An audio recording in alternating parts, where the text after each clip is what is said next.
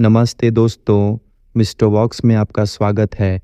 क्या आपने कभी सोचा है कि कुछ लोग कम कमाकर भी अमीर बन जाते हैं, जबकि कुछ लोग बहुत सारा पैसा कमाकर भी हमेशा पैसों की तंगी में रहते हैं? क्यों इंटेलिजेंट और पढ़े लिखे लोग भी फाइनेंशियल डिसीजंस में बिग मिस्टेक्स कर देते हैं? इसका जवाब मैथ्स, किसी फॉर्मूला या एक्सेल शीट्स में नहीं है। इसका जवाब है हमारे दिमाग में, हमारी साइकोलॉजी में। आज हम बात करने वाले हैं मॉर्गन हाउसल की इंटरनेशनल बेस्ट सेलर किताब द साइकोलॉजी ऑफ मनी के बारे में। ये किताब हमें सिखाती है कि पैसा कमाना या मैनेज करना 20% मैकेनिक्स और 80% साइकोलॉजी का खेल है। ये सिर्फ नंबर्स का नहीं, बल्कि हमारे बिहेवियर, हमारे डर और हमारी सोच का खेल है। अगले कुछ मिनटों में मैं आपको इस किताब के सबसे पावरफुल लेसन्स बताऊंगा जो पैसों को लेकर आपकी सोच हमेशा के लिए बदल देंगे। सो grab a cup of coffee और टी। तो चलिए शुरू करते हैं पैसों के इस साइकोलॉजिकल सफर को। लेसन 1, नो वंस क्रेजी, मतलब कोई भी पागल नहीं है। किताब का सबसे पहला और सबसे गहरा लेसन है नो वंस क्रेजी। हमें लग सकता है कि कोई इंसान पैसों को लेकर बहुत अजीब डिसीजन ले रहा है, कोई लॉटरी पर पैसे बर्बाद कर रहा है तो कोई बिल्कुल भी रिस्क नहीं ले रहा। मॉर्गन कहते हैं कोई भी पागल नहीं है, हर कोई अपने यूनिक लाइफ एक्सपीरियंस के हिसाब से फैसले लेता है। सोचिए, एक इंसान जो गरीबी में पला बढ़ा है, उसने पैसों की तंगी देखी है, उसके लिए शायद लॉटरी टिकट खरीदना एक मौके की तरह है, एक उम्मीद है। वहीं एक अमीर खानदान में पैदा हुए इंसान के लिए ये बेवकूफ़ी होगी। एक इंसान जिसने 2008 का फाइनेंशियल क्राइसिस देखा है, वो शायद स्टॉक मार्केट से डरेगा, और एक इंसान जिसने 90 के दशक का टेक बूम देखा है, वो शायद बहुत ऑप्टिमिस्टिक होगा। The key takeaway of this lesson, लोगों के फाइनेंशियल डिसीजंस को जज मत कीजिए। Everyone is playing a different game with different rules. आपका एक्सपीरियंस दुनिया का सिर्फ 0.01% है। समझिए कि आपकी फाइनेंशियल रियलिटी औरों से अलग हो सकती है। लेसन 2, लक एंड रिस्क, मतलब किस्मत और जोखिम। हमारा अगला पॉइंट है लक एंड रिस्क। ये दोनों एक ही सिक्के के दो पहलू हैं। जब हम किसी सक्सेसफुल इंसान को देखते हैं, जैसे बिल गेट्स, तो हम उनकी मेहनत, उनके जीनियस की बात करते हैं।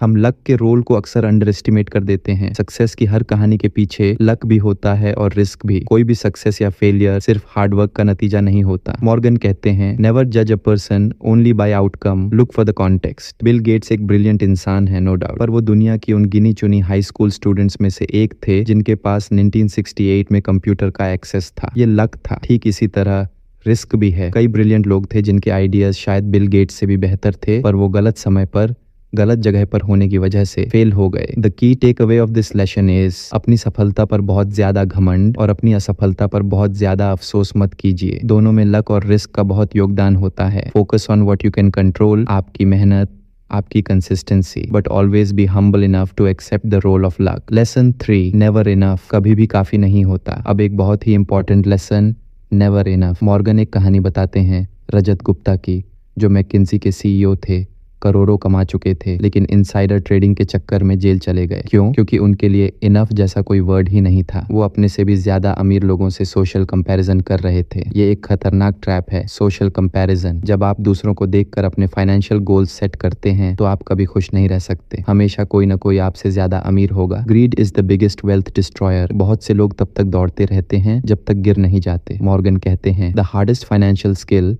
Is getting the goal post to stop moving. The key takeaway of this lesson is, सबसे मुश्किल फाइनेंशियल स्किल है इनफ कहना। लालच आपको ऐसे रिस्क्स लेने पर मजबूर कर सकता है जिनकी आपको जरूरत ही नहीं है। अपनी जरूरतें समझिए और सोशल कंपैरिजन के ट्रैप से बचिए। Don't risk what you have and need for what you don't have and don't need. Lesson 4, the magic of compounding, मतलब कंपाउंडिंग का जादू। अब आते हैं उस पॉइंट पर जिसे एल्बर्ट आइंस्टाइन ने दुनिया का 8वां अजूबा कहा था, कंपाउंडिंग।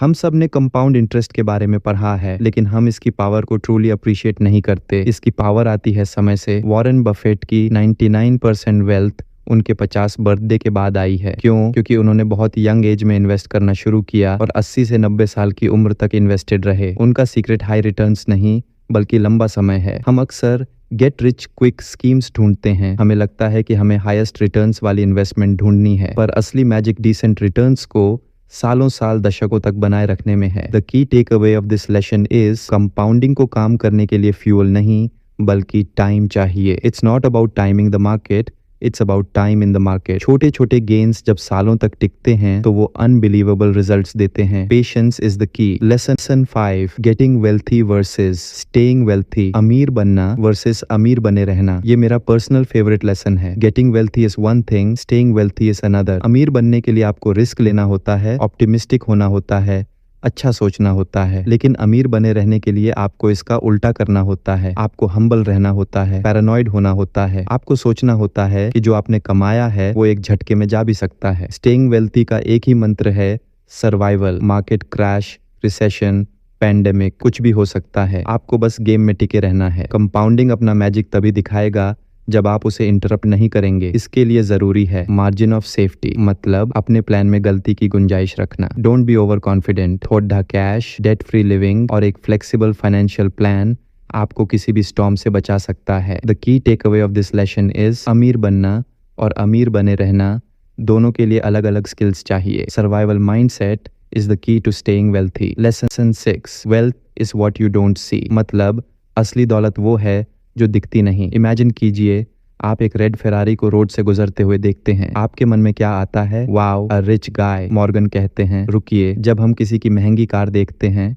तो हम ये नहीं सोचते कि वो इंसान कितना अमीर है। हम असल में उसे एक बेंचमार्क बनाकर खुद इमेजिन करने लगते हैं कि अगर मेरे पास ये कार होती तो लोग मेरे बारे में क्या सोचते। इसे कहते हैं man in the car paradox. Spending money to show people how much money you have is the fastest way to have less money. असली दौलत वो नहीं है जो आप खर्च करते हैं, असली दौलत वो पैसा है जिसे आपने खर्च नहीं किया। वो स्टॉक्स, बॉन्ड्स, रियल एस्टेट जो आपने खरीद कर रखे हैं। Wealth is hidden, it's the income not spent. दौलत आपको भविष्य में ऑप्शंस, फ्लेक्सिबिलिटी और फ्रीडम देती है। The key takeaway of this lesson is, rich is current income, wealth is hidden. ये वो एसेट्स हैं जो आपके लिए तब भी कमा रहे हैं जब आप सो रहे हैं। दिखावे पर नहीं, एसेट्स बनाने पर फोकस कीजिए। Lesson 7, the ultimate goal, freedom. मतलब असली लक्ष्य है आजादी। तो इन सब बातों का मतलब क्या है? पैसा क्यों चाहिए? एक अच्छी कार, अच्छा घर नहीं। मॉर्गन कहते हैं पैसे की सबसे अच्छी कीमत, A highest form of wealth is the ability to control your time. असली दौलत ये तय करने की आज़ादी है कि आप सुबह उठकर क्या करना चाहते हैं, किसके साथ काम करना चाहते हैं और कब तक काम करना चाहते हैं। ये है फाइनेंशियल फ्रीडम। जब आपके पास इनफ सेविंग्स होती हैं तो आप उस जॉब को गिव अप सकते हैं जिसे आप हेट करते हैं। आप अपने बीमार फैमिली मेंबर की देखभाल के लिए ब्रेक ले सकते हैं। आप अपने पैशन को फॉलो कर सकते हैं बिना सैलरी की चिंता किए। This control over your time is the highest dividend money pays. The key takeaway of this lesson is, पैसे को एक टूल की तरह देखिए जो आपको गोल तक नहीं बल्कि फ्रीडम तक ले जाता है। अपने पैसों को अपने जीवन पर कंट्रोल हासिल करने के लिए इस्तेमाल करें। तो दोस्तों चलिए क्विकली समराइज करते हैं द साइकोलॉजी ऑफ मनी के कोर लेसन्स को। Number 1, no one's crazy. सब अपने एक्सपीरियंस के हिसाब से सोचते हैं, जज मत करो। Number 2, luck and risk. सफलता और असफलता में इनका ही रोल होता है, हम्बल रहो। Number 3, never enough. Social comparison के ट्रैप से बचो और इनफ कहना सीखो। Number 4, power of compounding. असली जादू हाई रिटर्न्स में नहीं, लंबे समय तक इन्वेस्टेड रहने में है। Number 5, stay wealthy. अमीर बने रहने के लिए सर्वाइवल माइंडसेट सबसे जरूरी है। Number 6, wealth is hidden. असली दौलत वो है जो दिखती नहीं, एसेट्स बनाओ, दिखावा नहीं। Number 7, ultimate goal is freedom. पैसे का असली मकसद है अपने समय पर अपना कंट्रोल होना।